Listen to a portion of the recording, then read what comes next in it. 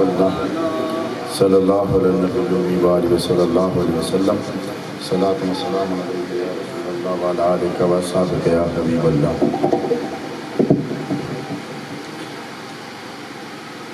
بسم اللہ الرحمن الرحیم۔ واللہ یختص برحمتہ من یشاء،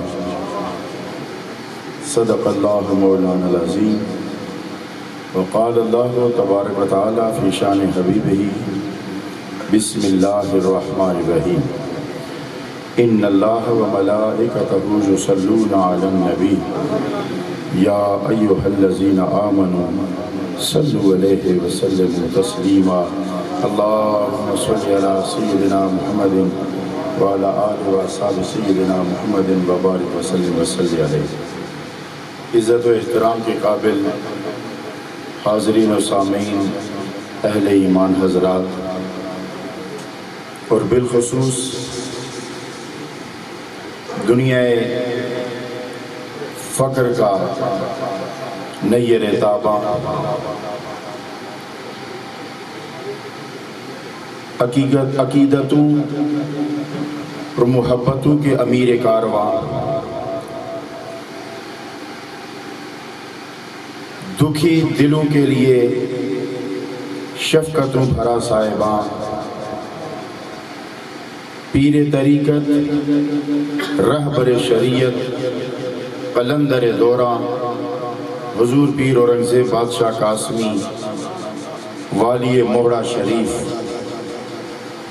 اور حضور سائیں گودری بادشاہ کے لخت جگر نور نظر جناب سائیں خضر حیات صاحب، محترم شاہ صاحب، علماء کرام، اور میری تحریکی بھائی نقیب محفل، اور حاضرین خلفاء مریدین متعلقین، آج ہم جس ہستی کے زیر سایہ اس علاقۂ محبت و عقیدت میں بیٹھے ہیں، تو آج اگر یہاں سرخیزی نظر آتی ہے، محبتوں کے پھول کھلے نظر آ رہے ہیں، عقیدتوں کے چمن آباد نظر آ رہے ہیں، پیشانیوں پر محبتوں کے نشان نظر آ رہے ہیں، آنکھوں پہ جو حیا کے یہ پردے نظر آ رہے ہیں، اور محبتوں کے یہ جو لہراتی لہلہاتے ہوئے یہ کھلیان نظر آ رہے ہیں، یہ حضور خواجہ قاسم موڑوی کی اس نظر عنایت کا صدقہ ہے کہ جس جگہ کو ویران دیکھا وہاں محبتوں کا ایک ایسا جھنڈا لگا دیا کہ جب جھنڈا لہراتا ہے تو مدینے کی خوشبو پورے علاقے میں پھیلا کر رکھ دیتا ہے۔ ایسا ہی ایک جھنڈا انہوں نے کشمیر کی وادی میں لگایا، اور اس جھنڈے کے صاحبان، اس جھنڈے کے نیچے جن ہستیوں کو بٹھایا، دنیا آج انہیں غلام محی الدین کے نام سے یاد کرتی ہے، تو اگر کوئی نظر عنایت سے اپنے فیض یافتہ کو بٹھائے تو وہ عقیدتوں کا قبلہ بن جائے، تو اس کا اپنا مزار کتنی رحمتوں کا مرکز و محور بنا ہوا ہوگا۔ آج جو کچھ آپ کو بہار نظر آتی ہے، یہ موڑا شریف کا فیضان ہے، یہ موڑا شریف کے در کی خیرات ہے۔ کسی نے وہاں شب بیداری کی ہوگی، کسی نے وہاں جھاڑو کشی کی ہوگی، کسی نے وہاں مرشد کی رضا پہ وطن چھوڑا ہوگا، کسی نے وہاں مرشد کی ادا پہ اپنا جسم نچوڑا ہوگا، تب جا کے کوئی محی الدین غزنوی یا پیر ثانی لاسانی بنا کرتا ہے۔ یہ ہوتا کیا ہے؟ اب توجہ رکھیے، کہا جاتا ہے جی سارے نمازیں پڑھو، قرآن پڑھو، نمازیں پڑھو، ورد وظائف کرو، یہ ان لوگوں کے پیچھے پھرنے کی کیا ضرورت ہے؟ قرآن خود موجود ہے، نماز پڑھو، اللہ سے مانگو۔ نہیں، رب کائنات فرماتا ہے سنو، میں نے پیدا آدم کی پشت سے کیا ہے، نشو و نما کا ایک ہی طریقہ دیا ہے، پشتیں سب کی ایک جیسی رکھی ہیں، ارواح سب کی ایک جیسی رکھی ہیں، اجسام سب کے ایک جیسے رکھے ہیں، آنکھیں ایک جیسی دی ہیں، کان ایک جیسے دیے ہیں، دل ایک جیسا دیا بنایا ہے، گردش لہو ایک جیسی بنائی ہے، ساخت جسم ایک جیسی بنائی ہے، مگر یاد رکھو ایک جیسے دل دینے کے بعد ہر دل کو اپنا مسکن نہیں بنایا، مسکن اسے بنایا ہے جس کے لیے میرا اعلان ہے کہ واللہ یختص برحمتہ من یشاء، میں تو چن لیتا ہوں جسے چاہتا ہوں، میں تو محسوس کر لیتا ہوں جسے چاہتا ہوں۔ یہ تخصیص کیا بتا دیتی ہے، یہ تخصیص کیا خبر دیتی ہے؟ رب کائنات فرماتا ہے سب ایک جیسے نہیں ہیں، کچھ لوگ ہیں جنہیں میں چن لیتا ہوں، مخصوص کر لیتا ہوں۔ اے الہ العالمین، اس تخصیص کا معیار کیا رکھا ہے؟ اس تخصیص کا معیار کیا رکھا ہے؟ تو جواب آیا بے نعمت ہی نہیں، تو میں نے تو نہیں کہا یختص بے نعمت ہی، تو نہیں کہا یختص بے رحمت ہی کہا ہے۔ نعمت اور رحمت میں فرق کیا ہے؟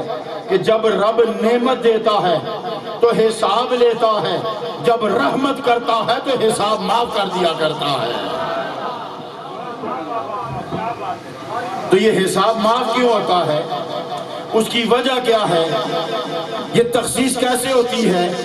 تو سنو، رب کائنات فرماتا ہے، اب سنیے اولیاء کرام کی شان۔ اللہ فرماتا ہے الیوم نختم علی افواہہم، وہ دن آنے والا ہے جب تمہاری زبانوں پر مہر لگا دی جائے گی۔ اور جو بات بھی پیش کر رہا ہوں قرآن سے پیش کر رہا ہوں، اس لیے توجہ سے سنیے گا۔ الیوم نختم علی افواہہم، وہ دن آنے والا ہے، یہ ہم سے مراد ہم ہی ہیں، کہ میں آپ کی منہ پر مہر لگا دوں گا۔ الیوم نختم علی افواہہم، وہ دن آنے والا ہے جب ان لوگوں کی منہ پر میں مہریں لگا دوں گا، زبان نہیں بولے گی، زبان نہیں بولے گی، اس پر مہر لگ جائے گی، تو پھر بولے گا کون؟ الیوم نختم علی افواہہم وتکلمنا ایدیہم، یہی تو اس کی قدرت ہے کہ بولنے کے لیے زبان رکھی ہے، لیکن جب وہ بلواتا ہے تو ہاتھوں کو بھی بلوا لیتا ہے۔ الیوم نختم علی افواہہم وتکلمنا ایدیہم وتشہد ارجلہم، ان کے ہاتھ بولیں گے، ان کی ٹانگیں گواہی دیں گی کہ تم کیا کرتے رہے۔ اب توجہ فرمائیے گا، میں توجہ سے قاضی صاحب توجہ فرمانا، احباب توجہ فرمانا، ہاتھ گواہی دیں گے، ہاتھ بولیں گے، ٹانگیں گواہی دیں گی، مگر سب ایک جیسے نہیں ہوں گے، کیونکہ کچھ کی تخصیص تو ہے نا، کچھ مخصوص تو ہے نا۔ خیر سے توجہ ہے؟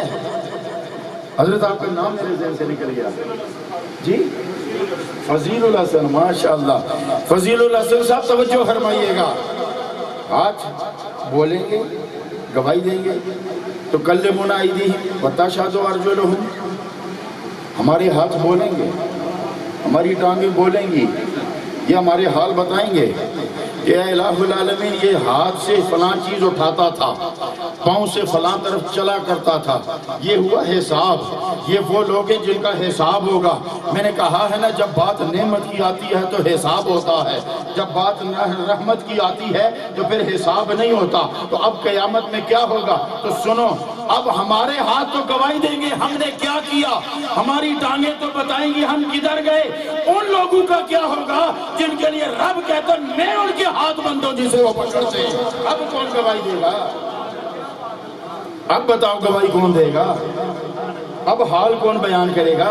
رب کہتا ہے میں ان کے ہاتھ بندوں جسے وہ پکڑتے ہیں، میں ان کی ٹانگیں بندوں جسے چلتے ہیں۔ اب پوچھے گا کون؟ بتائے گا کون؟ اب حساب لے گا کون؟ حساب دے گا کون؟ پھر ان لوگوں کا مقام و مرتبہ کیا ہوگا؟ اعلان ہو جائے گا، جاؤ تم جنتی ہو، تم نے یاری کا حق نبھایا ہے، تم نے بندگی کا حق نبھایا ہے، تو پھر اب تم چلے جاؤ۔ پھر اعلان جب ہوگا نا چلے جاؤ، خواجہ قاسم موڑوی نہیں جائیں گے،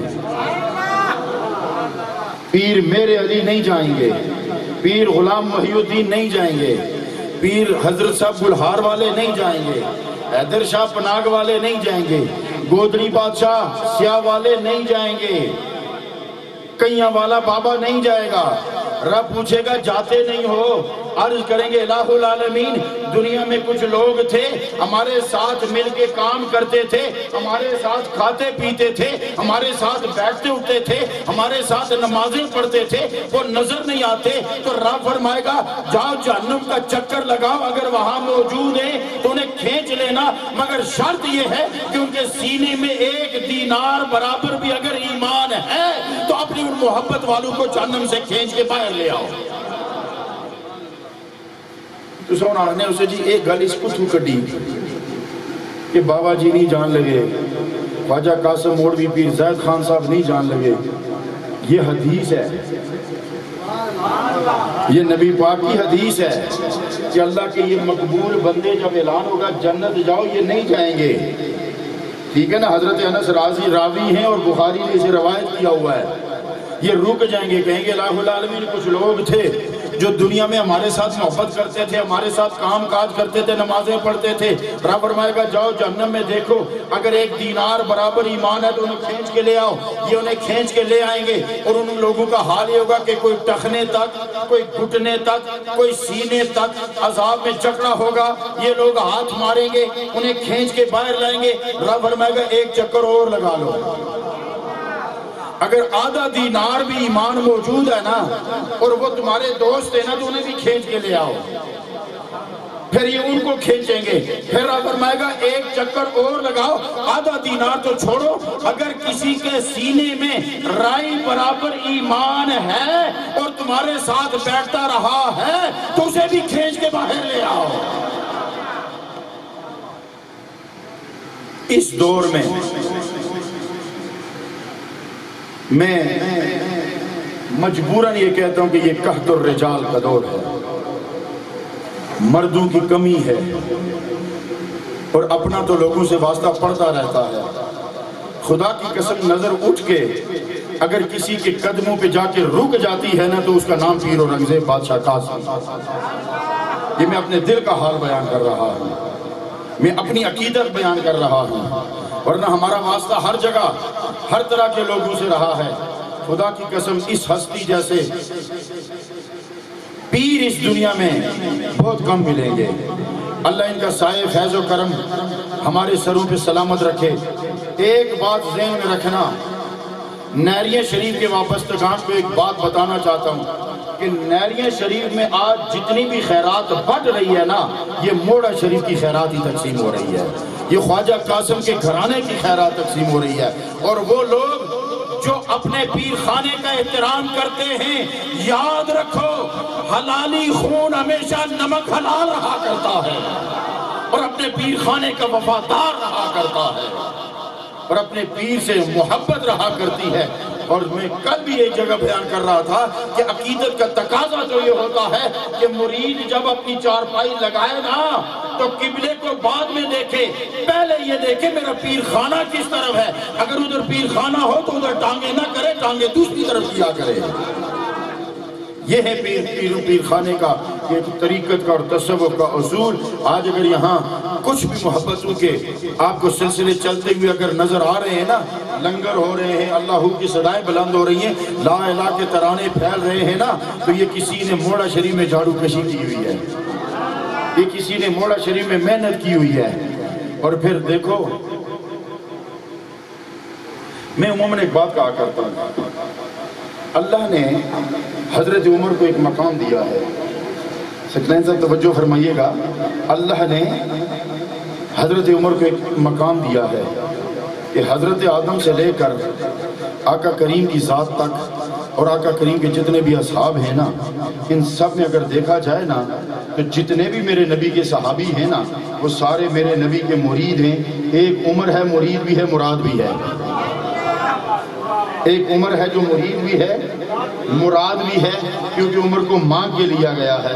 اور اسی طرح جب خواجہ غلام محی الدین غزنوی نے موڑا شریف نذرانہ بھیجا نا تو بابا جی نے نذرانہ قبول نہیں کیا. انہوں نے کہا واپس جاؤ, وہی مسافر تمہیں پھر ملے گا, اسے لوٹا کے کہنا کہ مجھے تمہارے نذرانے کی نہیں تمہاری ضرورت ہے. تو میں کہا کرتا ہوں کہ اس بارگاہ میں عمر مرید بھی ہے, مرید مراد بھی ہے, اور موڑا شریف میں محی الدین غزنوی واحد شخصیت ہے جو خواجہ قاسم موڑوی کا مرید بھی ہے, مراد بھی ہے.